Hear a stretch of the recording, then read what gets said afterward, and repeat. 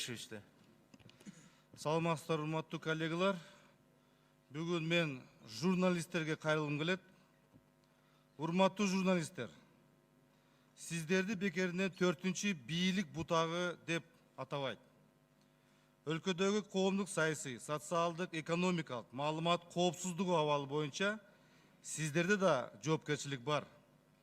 Бүгүнкү күндө биз, сиздер жана жалпы эл мамлекетти өнүктүрүүнү күчөтүүнүн ордуна тескерисинче мен байкоом боюнча жалган жала, кара пиар, фейк, хайп, троллдорду өндүргөн өлкө болуп калды окшойт.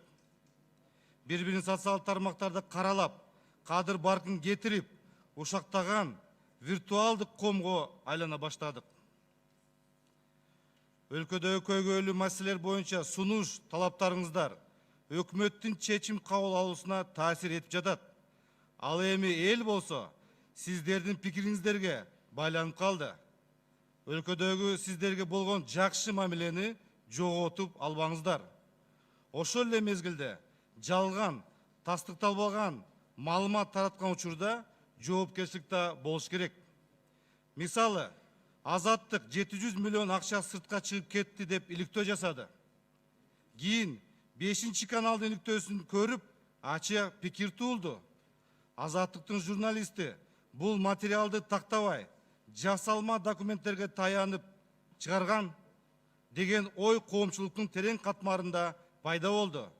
Менде да Азаттыктын журналисттин иликтөөсүндө кимдин бирөөнүн кызыкчылыгы барбы деген күмөн жаралды. Буга чейин мен Азаттыкка абдан ишенчүмүн.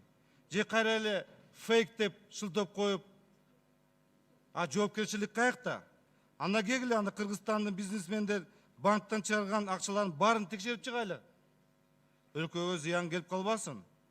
Маалыматтарды чагылдырууда маалымат булагын ким берген тактап бериш керек. Балким ал Интерполду издөө жүргөн, же мошенник, же террорист, же өлкөгө залакасы тийген адам болушу мүмкүн. Журналисттерден чыккан маалыматтарды күч органдары шалаакы мамиле жасабай, ыкчам түрдө текшерип, элге ачык так бергенде эл ичинде күмөн ойлор жаралбайт болчу.